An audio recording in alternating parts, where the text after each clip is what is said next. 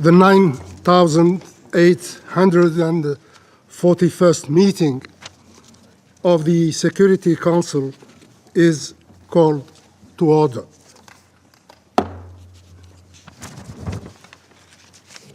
The provisional agenda for this meeting is the situation in the Middle East, including the Palestinian question. The agenda is adopted.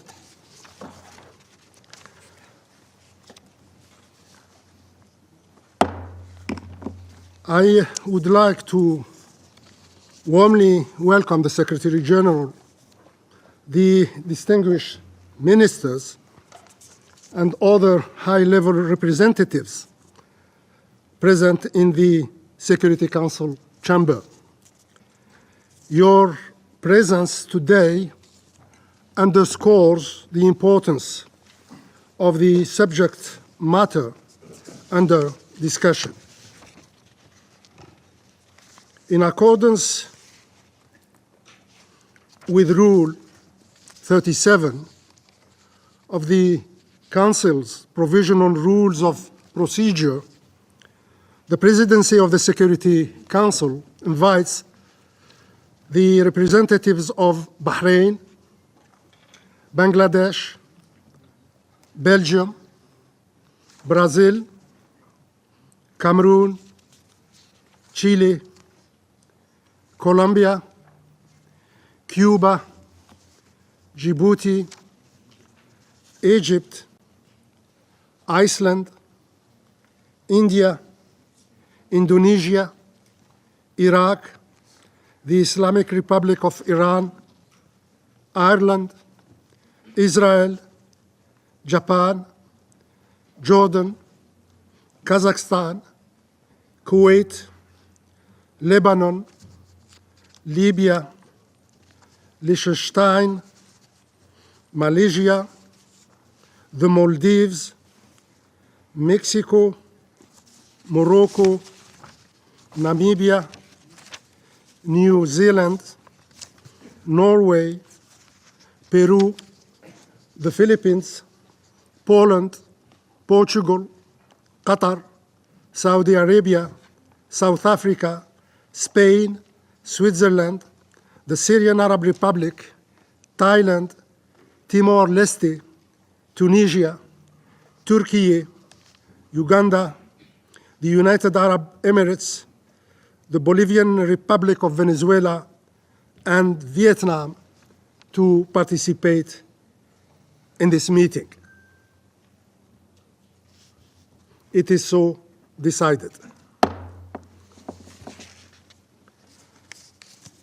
I propose that the Council invite Her Excellency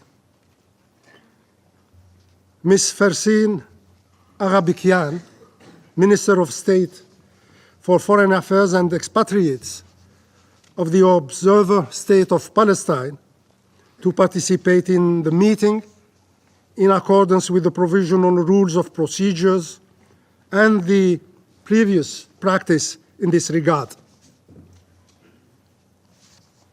There being no objection, it is so decided.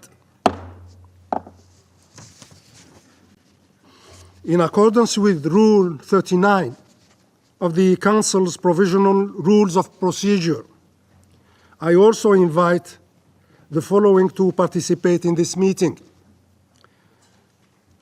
His Excellency Majid Abdelaziz, Permanent Observer of the League of Arab States to the United Nations; His Excellency Mr. Stavros Lambrinidis, Head of the Delegation of the European Union to the United Nations; and His Excellency Mr. Ahmed Faisal Mohammed, Vice Chair of the Committee on the Exercise of the Inalienable Rights of the Palestinian People.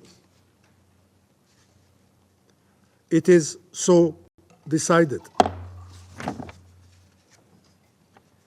The Security Council will now begin its consideration of item 2 of the agenda.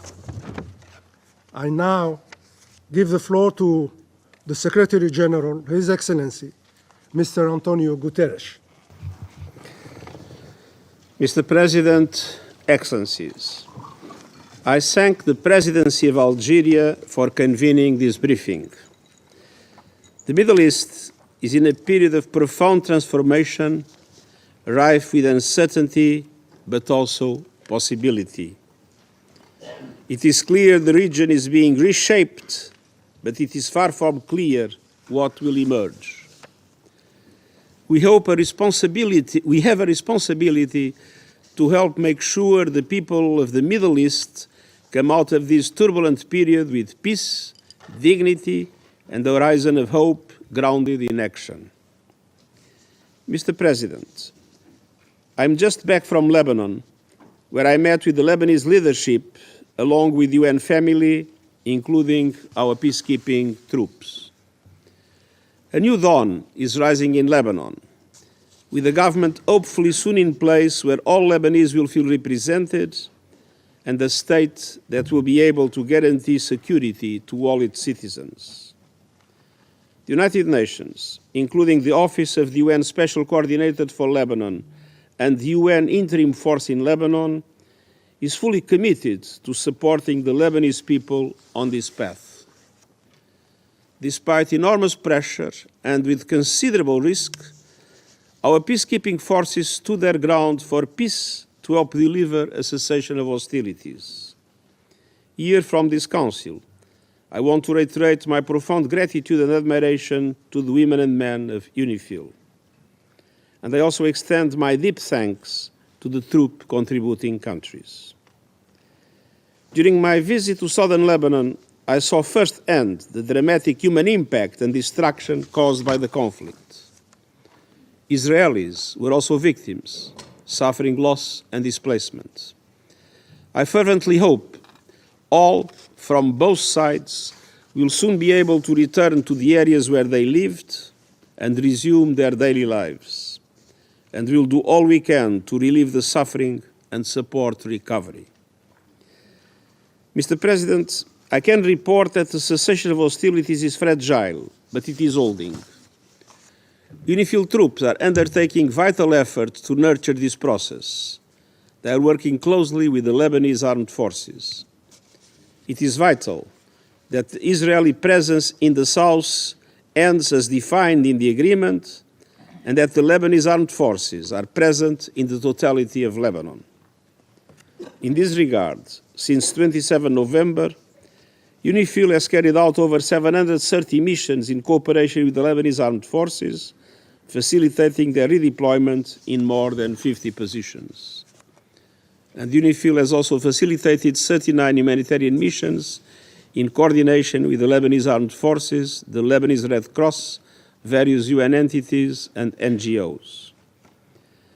Our peacekeepers need strengthened capacities, including for clearing mines and disposing of unexploded ordnance, together with adaptation of the conduct of operations within their mandate. Resolution 1701 is clear. The area between the Blue Line and the Litani River must be free of all armed personnel, assets and weapons other than those of the government of Lebanon and UNIFIL.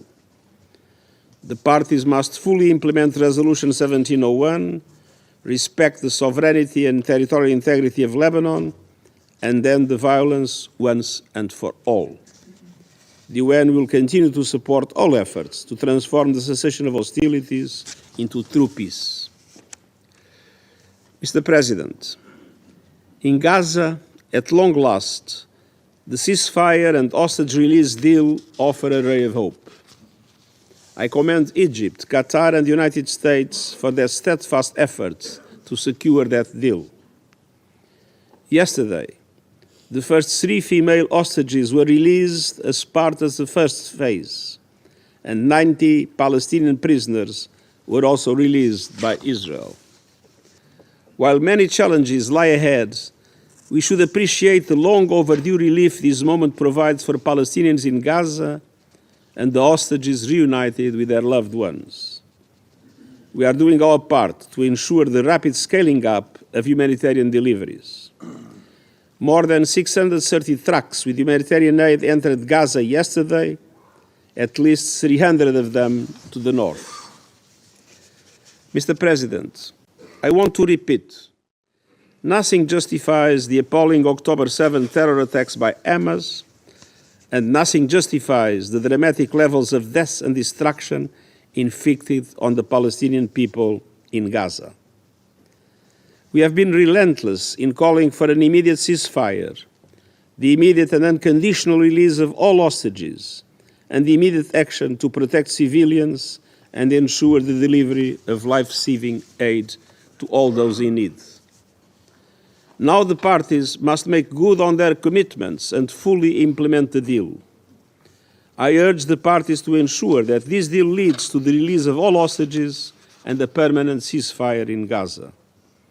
For our part, the United Nations will do all we can to advance these efforts, in particular to scale up humanitarian aid across Gaza, fully aware of the significant obstacles, challenges and constraints that we still face. Specifically, the ceasefire must translate into at least 4 simultaneous actions on the ground. First, United Nations entities, including the backbone of our humanitarian response, UNRWA, must be able to perform their functions without hindrance. The UN must have rapid, safe and unimpeded access through all available channels and crossings to deliver food, water, medicine, fuel, shelter and material to repair infrastructure across Gaza, including the north. Other humanitarian organizations, including local and international NGOs and the private sector, must also have unimpeded safe passage. Visas, permits, and other enabling conditions must be in place quickly to allow a surge of desperately needed relief. Second, scaling up the delivery of aid and essential services demands safe conditions and a conducive operating environment. We require the necessary technical, protective, and communications equipment. To do our work, the parties must coordinate with the UN system in a timely and effective manner. And this also includes the restoration of public order and safety to prevent the looting of humanitarian supplies. Third, people must be able to access life-saving aid. This includes medical evacuations for those who need it, and I urge member states to take in those patients. Sufficient commercial supplies must also be allowed to enter Gaza to meet the overwhelming needs of the populations. Fourth and fundamentally, civilians must be protected, and those seeking to return to their communities must have safe passage. Explosive ordnance must be removed. The recovery of human remains must be conducted with dignity and respect. I urge the Security Council and all member states to support all efforts to implement this ceasefire, bring about a permanent cessation of hostilities, ensure accountability, and create the conditions for recovery and reconstruction. The international media must also be allowed into Gaza to report on this crucial story on the ground. Mr. President, we must seize the opportunity presented by the ceasefire deal to intensify efforts towards addressing governance and security frameworks in Gaza. The Palestinian Authority has said it stands ready to assume its role and responsibilities in Gaza. I urge collective support for the creation of security and governance arrangements that will enable Gaza to be reunified politically, economically, socially, and administratively with the West Bank. Regrettably, the situation in the West Bank continues to worsen with clashes, airstrikes, and unabated illegal settlements, expansion, and demolitions.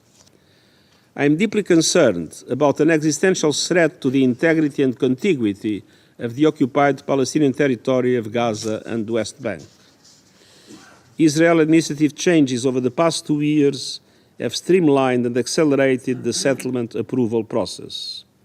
As a result, control over many aspects of planning and daily life in Area C of the West Bank has been transferred to Israeli civilian authorities.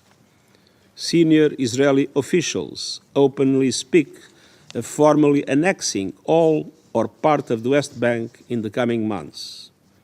Any such annexation would constitute a most serious violation of international law.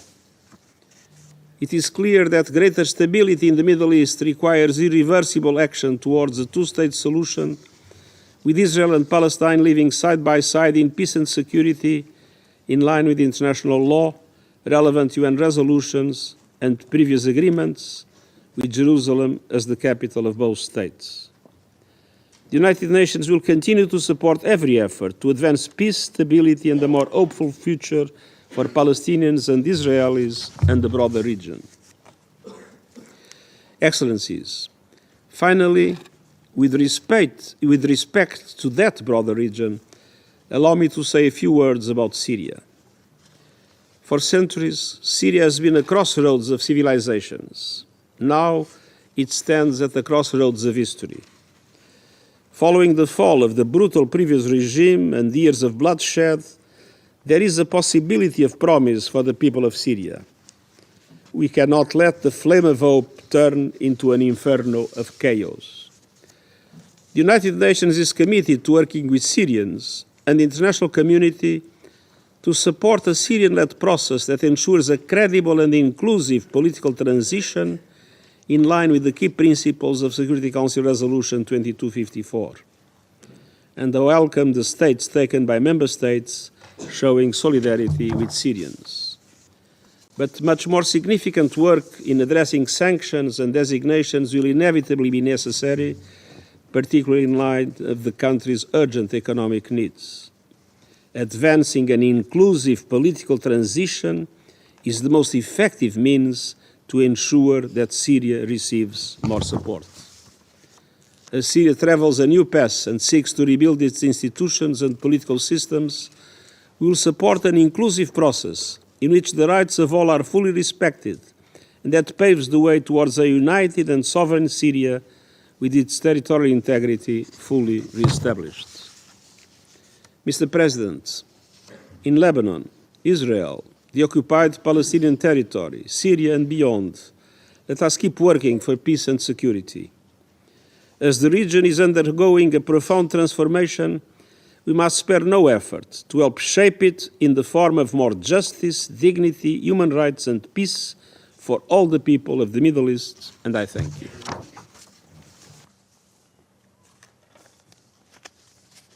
I thank the Secretary General for his briefing. I now give the floor to Her Excellency Mrs.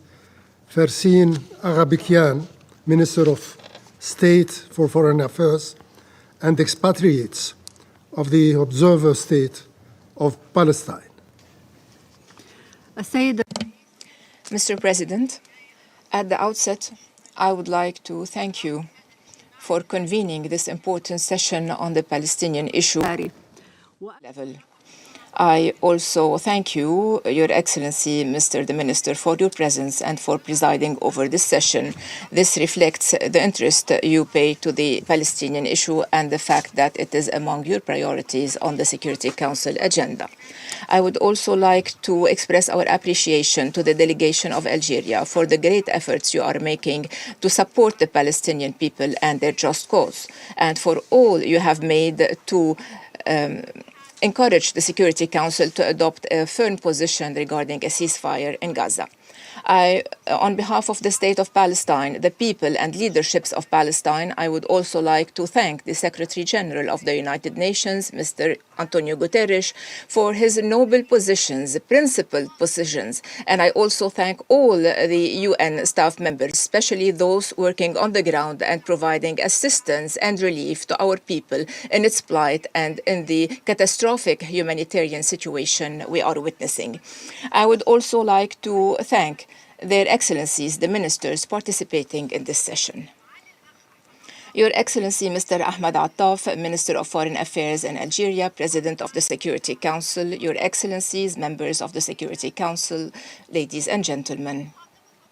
We are addressing you today in the Security Council with our hearts heavy with pain and anger, owing to what the Palestinian people have been subjected to in the Gaza Strip, including the killing, displacement, blockade, starvation, most of whom are children, women, and elderly, in addition to the deliberate destruction of everything.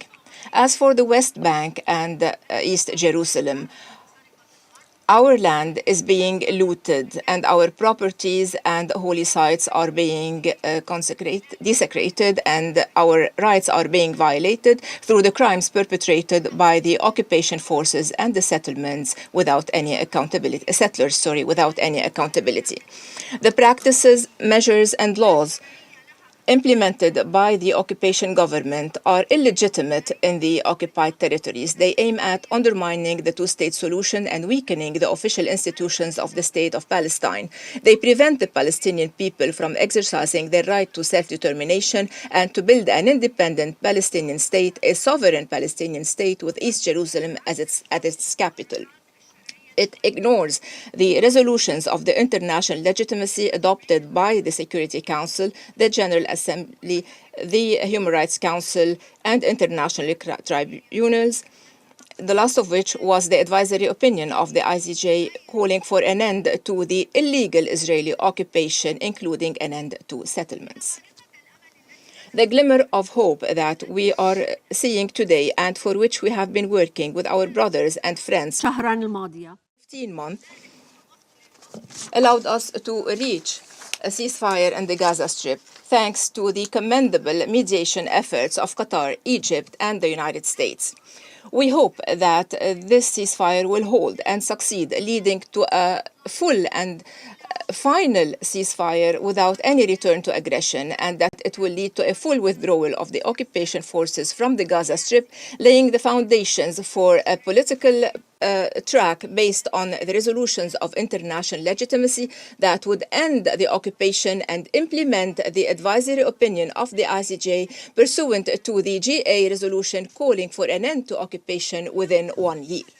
Since day one of this aggression, the State of Palestine has been relentlessly calling for an end to an immediate ceasefire to prevent the deterioration of the humanitarian situation, to prevent displacement, annexation of land. We have repeatedly warned against the invasion by the occupation forces of the Gaza Strip. We called for protecting the civilians, protecting them from the scourge of war and destruction, regardless of whom are the parties to the conflict. We commend here the positions of Egypt, Jordan, and other countries that stood against any attempts to displace the Palestinians outside their country, whether from the Gaza Strip or from the West Bank. We also emphasized the need to end the practices undermining the two-state solution, including the expansions of settlements and the crimes perpetrated by the settlers in broad daylight. We have called for preserving the historical and legal status quo of the holy sites, the Christian and Islamic holy sites in the occupied city of Jerusalem. We would like to express our heartfelt thanks to all the countries and peoples that have supported our efforts to achieve a ceasefire, including among the members of the Security Council and the General Assembly, and all those who worked to end the war of genocide against our people and to hold Israel accountable for its crimes, including the states that supported us before international tribunals, including the Republic of South Africa, which referred the case to the ICJ in order to end the crimes of genocide against our people. Mr. President, since the first moment of this aggression, the State of Palestine have been making intensive diplomatic efforts led by His Excellency President Abbas, who have made hundreds of calls and meetings with regional and international parties to end this bloody aggression. He went several times to the Security Council with the assistance of several members of the Council, on top of which Algeria, the Arab representative in the Security Council, and to the resumed emergency special session of the GA. We call for an implementation of relevant UN resolution, including Security Council Resolution 2735, which calls for an immediate ceasefire, the release of the hostages and prisoners, the delivery of immediate humanitarian assistance to the Gaza Strip and preventing the displacement of the Palestinians and returning the displaced to their homeland, the withdrawal of the occupation forces of all of the Gaza Strip, allowing the Palestinian authorities to shoulder its full responsibilities in the Gaza Strip, and reuniting the Gaza Strip with the West Bank under the management of the Palestinian Authority. And it also calls for returning to a political process that would end the illegal occupation and lead to the independence of the state of Palestine and to achieving the two-state solution pursuant to the resolutions of the international legitimacy. In this context, we reaffirm that the Gaza Strip is part and parcel of the occupied Palestinian territory and that the state of Palestine is or has the legal and political jurisdiction over the Gaza Strip and over all the occupied Palestinian territories since 1967, including East Jerusalem. We reiterate our total rejection of any attempts to annex our land or to displace our people. This is a blatant violation of international law. It violates the principles enshrined by the international legitimacy. We reaffirm the need or the imperative to uphold our legitimate rights and our national identity, which unites our people wherever they are in the world. This requires a unity of our land and of our people under the umbrella of the PLO, which is the only legitimate representative of the Palestinian people. It also requires everyone to commit to the PLO's political program and international commitments and to work under one regime, one law, and a single armed forces. Mr. President, we reaffirm that the Palestinian government is ready to assume the responsibility of running the Gaza Strip and the West Bank in cooperation with friendly and sisterly countries and organizations. It is ready to provide basic services, including health, education, water, and electricity, to guarantee the return of the displaced to their homes and to prepare for the reconstruction phase. We are also committed to manage the crossing points in collaboration with the EU and Egypt in line with the 2005 agreement. In this context, we welcome any assistance for training and equipping the Palestinian police and security forces. We look forward to the assistance of the brotherly and friendly states in all fields to lift the people of Gaza from this humanitarian devastation. We reaffirm here the importance of the role played by UNRWA, which is indispensable and irreplaceable.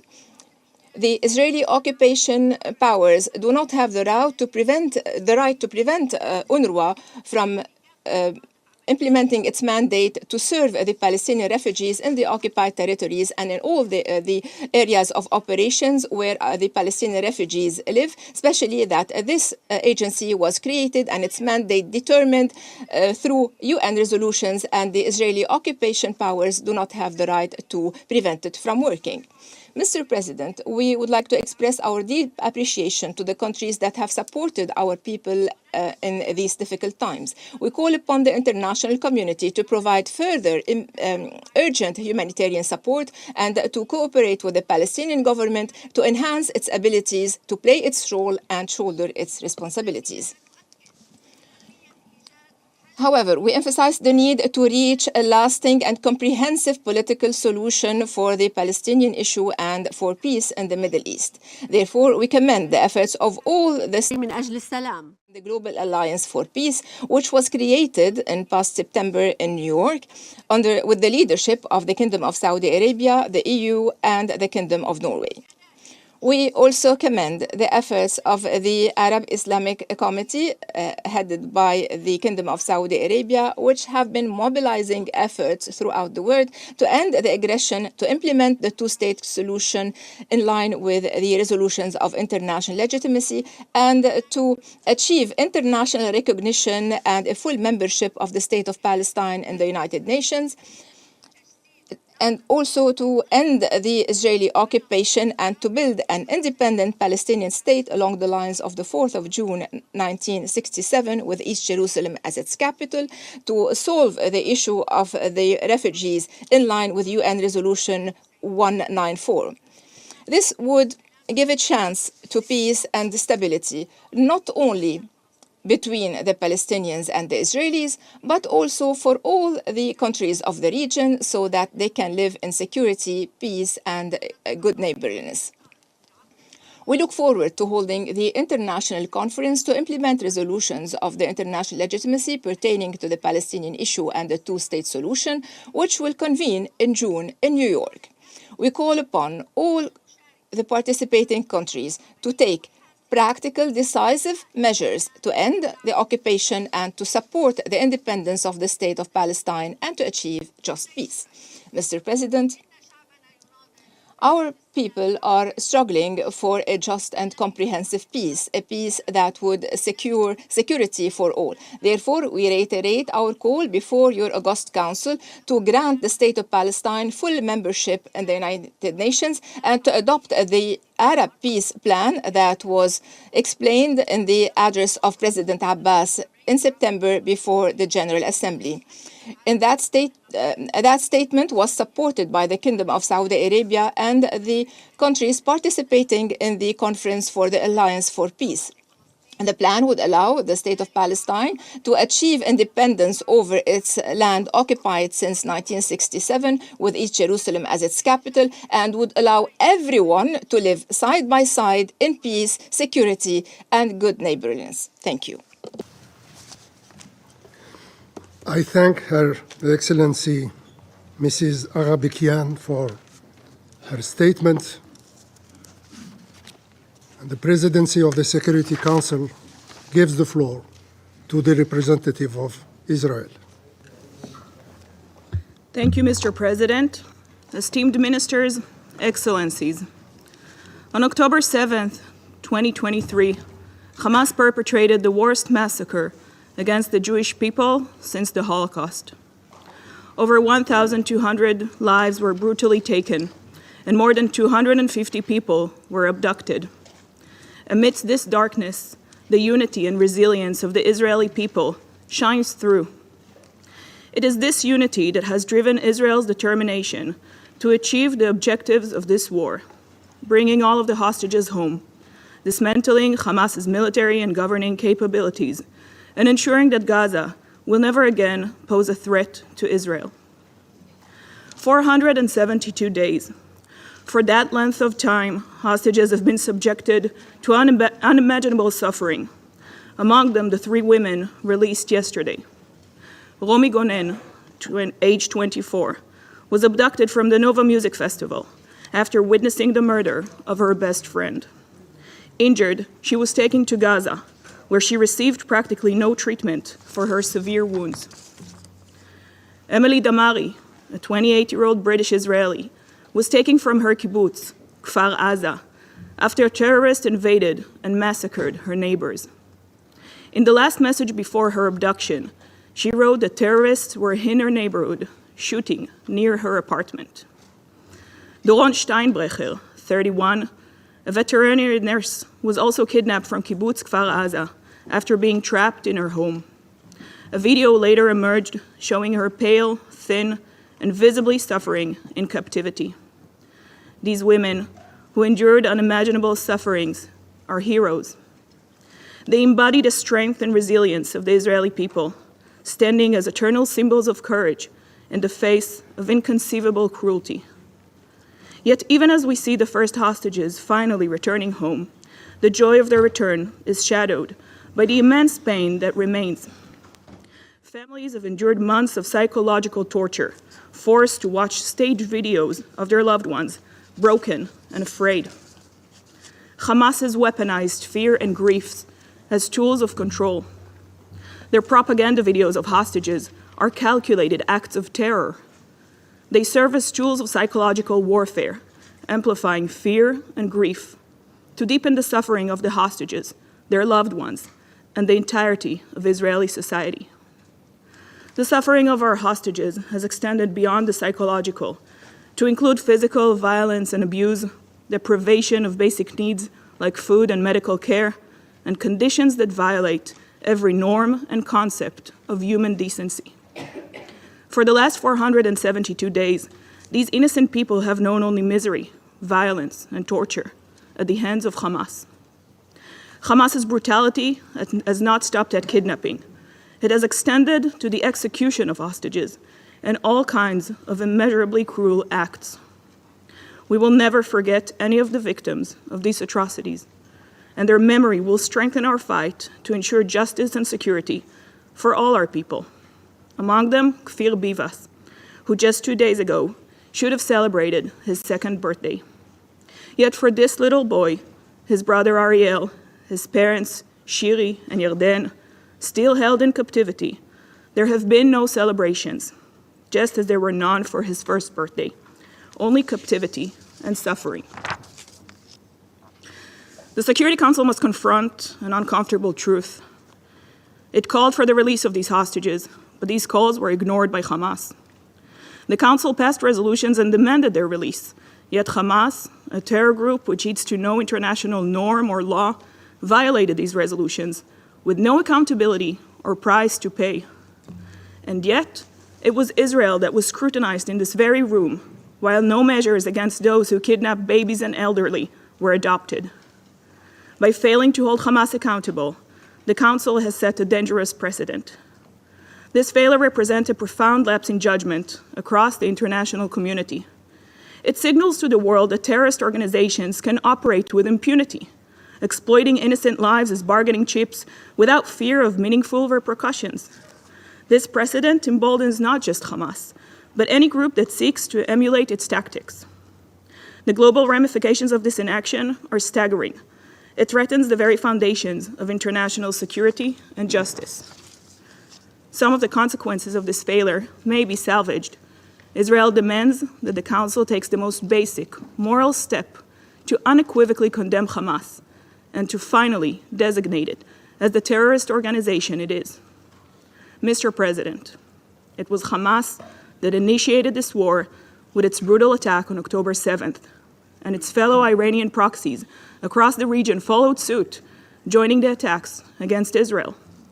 For the past 15 months, the Houthi terrorist regime, guided and funded by Iran, launched hundreds of rockets and UAV attacks against Israeli population centers.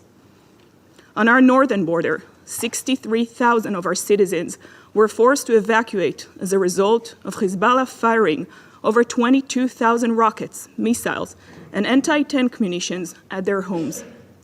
We will continue to enforce the ceasefire understandings with Lebanon and will respond to any violation. The State of Israel maintains its right to act against any threat to its security. In regard to the developments in Syria, Israel is taking all necessary steps to defend and ensure the security of the communities in the Golan Heights and the entire civilian population. The State of Israel has no interest in a conflict with Syria, nor has it any intention of interfering in its internal affairs. But we will not tolerate a situation that endangers our civilians, allow Iran to reestablish itself in the region, and transfer weapons to Hezbollah. We now stand at a turning point for the entire region. Iran's proxies have suffered devastating losses. Through the bravery and determination of our soldiers, Israel has not only weakened Hamas, but fundamentally altered the strategic landscape of the Middle East. The Iranian regime's network of terror, from Hezbollah in Lebanon to the Houthis in Yemen, have faced significant setbacks, with their capacities diminished and their positions isolated. Arch-terrorists such as Hassan Nasrallah, Mohammad Def, Yahya Sinwar, and Ibrahim Akil have been eliminated. Israel's actions have sent clear message. The days when terror groups could operate with impunity are over. The days when Iran could freely sow chaos and terror throughout the Middle East are over. It is therefore clear that Israel's decisive and necessary response to the October 7th massacre is what forced Hamas to the negotiating table. Without the courage and sacrifices of our forces, the hostages would still be languishing in captivity without any hope for freedom. But this progress comes at a heavy cost. Israel has agreed to release convicted terrorists responsible for heinous crimes to bring our people home. This is a decision no nation should have to make. Yet we made it because we hold life sacred. This deal is not a conclusion. It is a step in the demanding journey to ensure the return of every single hostage. Each decision we make reflects the profound moral weight of balancing justice with imperative to save lives. Esteemed Council members, this hostage release deal reflects Israel's unwavering resolve to meet the war's objectives. We are steadfast in our commitment to dismantling Hamas's capabilities, ensuring Gaza is no longer a threat, and returning every hostage to their families. We recognize and deeply appreciate the steadfast support of our allies, particularly the United States. The principled leadership and unwavering backing of both the Biden and Trump administrations have been instrumental in navigating these challenging times. This partnership represents the shared commitment to combating terror and upholding the values of freedom and security. Their support is a testament to the strength of alliances built on mutual respect and a common vision for a safer world. Council members, to conclude, Hamas has turned Gaza into a fortress of terror, sacrificing the civilians to shield their operations. It has weaponized schools, mosques, hospitals, and UN facilities, transforming them into instruments of war. This barbarity demands a resolute and united response from the international community.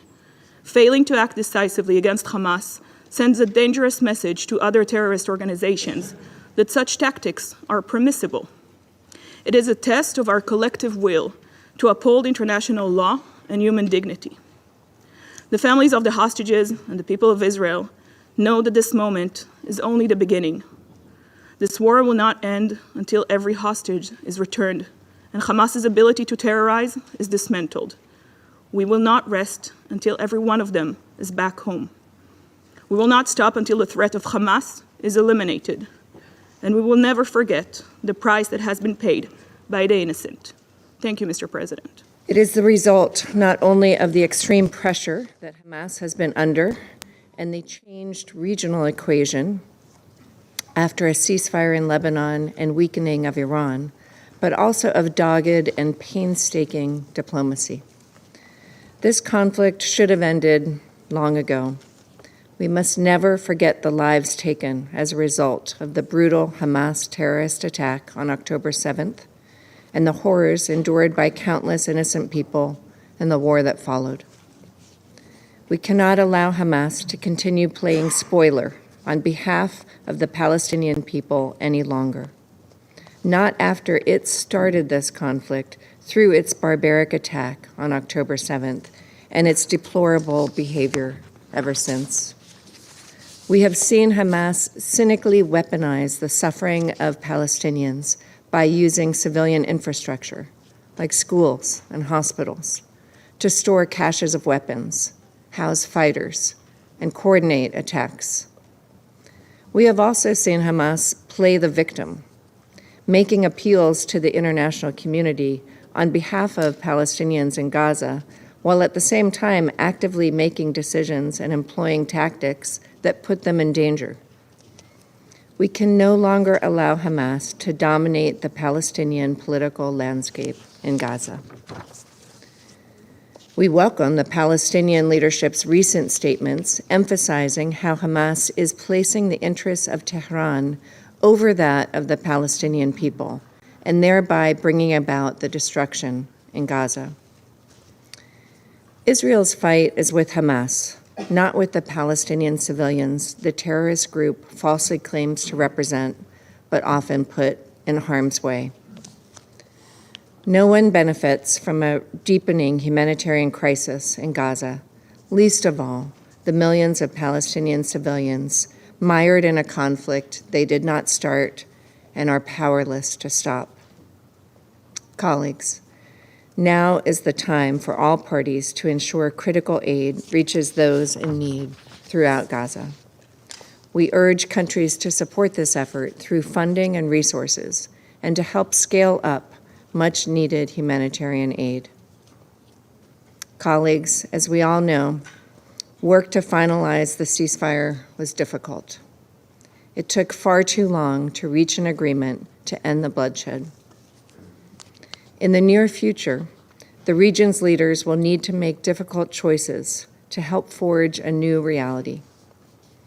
The United States, Qatari, and Egyptian-mediated ceasefire is a starting point toward a future that provides equal measures of security, freedom, and dignity for both Palestinians and Israelis. Despite the horrific toll of the conflict that Hamas unleashed, we have an historic opportunity to dramatically transform the Middle East. It is long past time for the fighting to end and for the work of building peace and security to begin, to help people begin rebuilding their lives. The United States will do everything in its power to help Israelis and Palestinians seize this moment together and find peace through this agreement. I thank you. I thank the representative of the United States of America for her statement, and I now give the floor to the representative of the Russian Federation. Mr. Minister, we welcome Your Excellency to the quarterly open debate of the UN Security Council on the situation in the Middle East, including the Palestinian question. We note the active role of the Algerian delegation, the purveyor of the aspirations of the Arab world in the Security Council, in keeping various important aspects of this topic a focus of the Council's attention. We would like to thank the UN Secretary-General for his briefing on the situation in the Middle East, where for more than 15 months now, the bloody Palestinian-Israeli conflict has been raging. Just very recently, we heard reports of an agreement reached between Israel and Hamas on a ceasefire in the Gaza Strip. As far as we're aware, the agreement was approved by both sides, and a few hours ago it entered into force. One would like to hope that the result attained through the mediators will last. Nonetheless, this is a reason not only to be glad, but also to take stock of the sad situation. We must not forget that over these months, the inhabitants of Gaza paid for this with their own lives. Over the past 15 months, the military operations by Israel in Gaza killed at least 47,000 Palestinian civilians. The exact figure will only be known once the rubble is cleared. Such civilian losses have not been seen in the world since the Second World War. This bloodshed should have been stopped much earlier. However, each attempt by the UN Security Council to adopt a resolution with a call for an immediate ceasefire came up against Washington's veto that referred to its so-called quiet diplomacy, did everything it could to ensure that the Security Council did not hinder Israel's actions on the ground. Russia, right from the beginning of the crisis in Gaza in October 2023, along with like-minded countries, consistently sought to establish a lasting ceasefire and put forward the first resolution calling for this. We also insisted upon an urgent need to supply humanitarian assistance to all in need. It is a bitter pill to swallow to know that despite these efforts, the UN Security Council still was not able to implement its mandate because of the actions of one permanent member. As far as we can tell, the deal concluded a few days ago doesn't fundamentally differ from the deal that was discussed back in December 2023. This begs the question, was the fine-tuning of its details really worth the thousands of lives that were lost since in Gaza? And this thought, frankly, does not spark joy in us, despite the fact that a deal has been concluded is something, of course, that Russia welcomes. Mr. President, distinguished colleagues, yesterday saw the start of the first phase of the deal providing for the release of 33 hostages held in the Gaza Strip in exchange for a group of Palestinian detainees in Israeli prisons. The implementation of this first phase will help to assess the sustainability and viability of the entire agreement. It is a cause for cautious optimism that, despite the difficulties in the initial phase, on the 19th of January, the first Israeli hostages were released, as were detainees held in Israeli prisons. From that point in time, pursuant to the provisions of the deal, military hostilities stopped in the Strip and the gradual withdrawal of Israeli forces was started. We note the start of the withdrawal of Israeli armoured vehicles from Rafah and also the return home of thousands of inhabitants of the town. However, let's have a look at the first page of the New York Times today. On the photo of the houses where Palestinians lived. These aren't houses, they are just ruins. We note that the agreement provides for an increase in the volume of food, fuel and medicaments supplied to meet the Gazans' needs. According to the representative of the WHO in Palestine, Peppercorn, it will take many years to rebuild the healthcare system in Gaza and at least tens of millions of US dollars. Less than half of Gaza's hospitals are currently operational. The issue of supplying sufficient volumes of humanitarian assistance to Gaza should become a priority of the work of the Council. Now the Council can work properly, so we should focus on implementing them. We commend the efforts of the mediators, first and foremost Qatar and Egypt, thanks to whose painstaking and persistent work this important agreement was reached. We note that at the final stage of the negotiations, representatives of the new American administration got on board, who, as we understand it, helped ultimately to overcome the repeated stubbornness of Israel. We trust that the implementation of the agreement will pave the way for a stabilization of the situation in Gaza, for a return of those who temporarily and on numerous occasions been displaced, who are in their millions, and to rebuild Gaza, which is currently lying in ruins and reminds us of scenes from a post-apocalyptic film. And also reunite Israeli hostages and Palestinian detainees with their families. We expect that these will include the Russian citizen in Gaza, Alexander Tufanov. We have repeatedly said that the ceasefire in Gaza is a precondition for stabilization for the entire region. The implementation of the agreement gives a glimmer of hope, not only for a lasting normalization of the situation in the area of the Palestinian-Israeli conflict, but also creating conditions for long-term improvements in Lebanon, Syria, and Yemen. Furthermore, there is now an opportunity to create conditions to establish a comprehensive political settlement process for the Palestinian question on a broadly recognized international legal basis, the ultimate aim of which is the establishment of an independent Palestinian state within the 1967 borders with East Jerusalem as its capital, living in Israel. The implementation of the two-state solution alone, approved by UN General Assembly and Security Council resolutions, will help to curb the vicious cycle of violence and will help to bring genuine, lasting peace to the region. As is clear from recent years, no agreement which bypasses the matter of a just settlement of the Palestinian question will ever bring about peace in the region. However, this is still far off. The recent months of war have highlighted the problem of a lack of mutual trust and have led to radicalization on both sides. The long-awaited deal is fragile and any provocation may upend its implementation. It's important in particular for Israel to stop its practice of building new settlements in the OPT and expanding the existing ones, and it needs to comply with UN Security Council resolutions. It is pertinent how and who will monitor the ceasefire.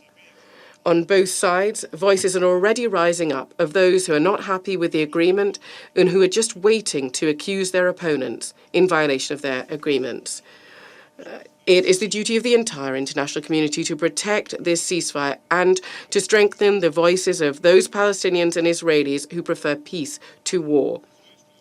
From our side, we will carefully follow the implementation of the terms of the deal, and we will support any initiative focusing on an unconditional and comprehensive ceasefire, on ensuring safe and unhindered humanitarian access, and on relaunching negotiations on the recognized international legal basis, including the decisions of the Security Council and the General Assembly of the United Nations. Thank you very much. I thank the representative of the Russian Federation